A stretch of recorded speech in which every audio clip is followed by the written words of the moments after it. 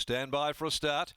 Oh, they're off. Let's Go Jarpo didn't go at early. He'd missed the start by about 3. Great Promise with sizzling speed. She's going to burn down onto the rail. Girls Day Out, though, also anticipated the start beautifully and landed outside of Great Promise. Behind them, Mr. Kissinger when they got going into stride. Over on the outside, pressing on now. Next of all, Saxon Jewel going up just in front of Denver Affair. They're being followed after a length. Ms. Val Malenko awkwardly placed is Don't Wink, travelling but with nowhere to go for the moment. Tacking onto the back of those is Let's Go Jarpo. Great Promise at the 375 led them for home. Girls Day Out is running second, ridden along to come out after the leader. Then Mr. Kissinger getting around their heels into the clear. Don't Wink gets right up near the rail, followed further back Ms. Val Malenko. 150 to go. Girls Day Out in front. Mr. Kissinger. Don't Wink getting up on the inside from Great Promise. Girls Day Out still in front. Don't Wink keeps coming, but Girls Day Out's going to just win it.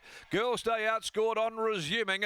Beat Don't Wink, who finished very, very fast along the inside. Mr. Kissinger third, right behind them is Val Malenko. Great Promise. It weakened out of it. Followed further back, Let's Go Jarpo. Didn't have a great deal of an opportunity to come into the race after missing in the start. Then Denver Affair, and back there with those near enough to last home is Saxon Jewel. Girls Day Out gives Lucy Fiore the second leg of a double. And for Dan Morton, it also is the second win his stable have produced this afternoon. They go race to race, the Morton-Fiore combination, with Wonderfully Made into Girls Day Out resuming and winning her second race now from 7 runs. She's got the 2 wins, 5 placings from 7. Nice mare.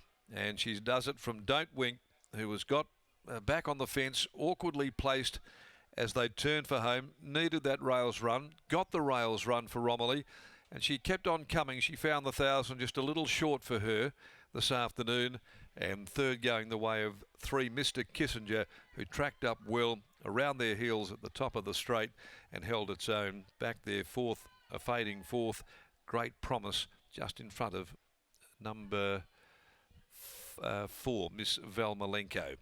So 58.59 is the time they ran. A long neck and a short neck the margins. The winner's a Longleaf mare from Radiant Diva for Carol Morton and Madame's Bennett. The Hot Frocking Divas group, the Belle Sorrell group, also Madame's White Basanti, Hewitt, Jones and Michelle, Tottle, Greenaway, Anderson, Calvert, Georgie, and Madashi and Mrs. D. MacArthur.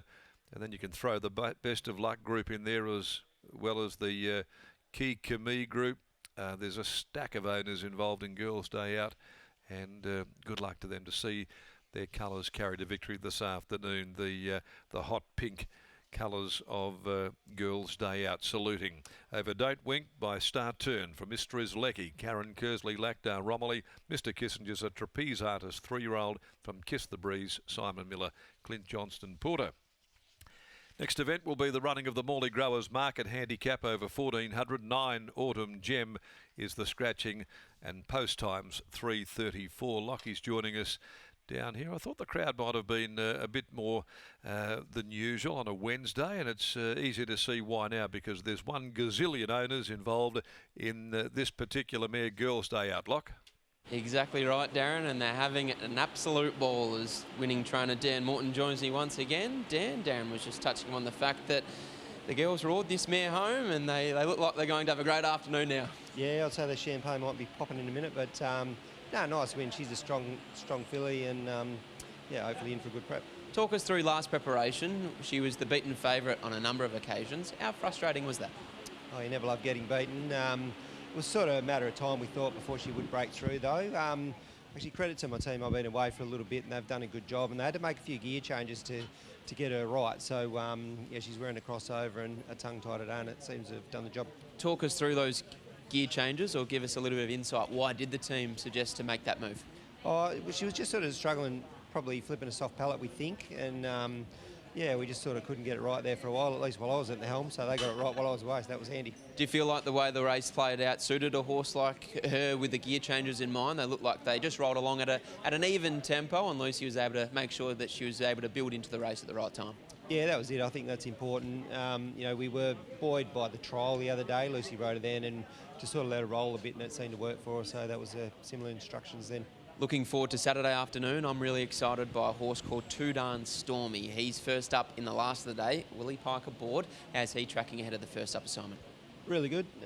He was in, you know, I thought he was pretty impressive in a trial there the other day too. So, yeah, he's a horse we got a lot of time for, so hopefully, you know, he's thereabouts. Stable's going well done. Thank you. There's Dan Morton after the win of Girls' Day Out, a race-to-race double for the team, and he looks well represented on Saturday afternoon with a few runners on Saturday. But Girls' Day Out, that's a nice win, and hopefully now, Scotty, off the back of that victory, she can go on with it and get some of those punters' money back, because as he touched upon, she was a punter's nightmare last campaign. Well, 420 to 220. Plenty of punters out there got their money straight back here today, but I love the effort in defeat of Don't Wink. Just got caught up over the 1,000 in a really awkward spot, was sort of 1 out, 3 back, nowhere to move, and then got to the line particularly well in the concluding stages. Out to 1,200 metres, she's definitely a follow, but Lucy Fiore brings up the second leg of a double, 1, 7, 3 and 8. Lucy, the recent trial, the first up win, she looks like she's in for good prep.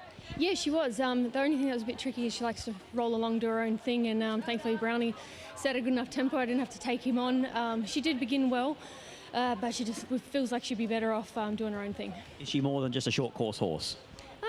What was that, 1,000? Yeah, maybe 11, 12. She just wants to roll and do her own thing. I don't see why he'd probably want to step her out too much further, but I don't see why she wouldn't get a 12. Nice, sizable type. Yeah, she's a big girl. Congratulations, well done. Thank you. There's Lucy Fiore. She combines with Dan Morton for a race-to-race double, and Girls' Day Out makes it a winning return in taking out race 3 here at Ascot.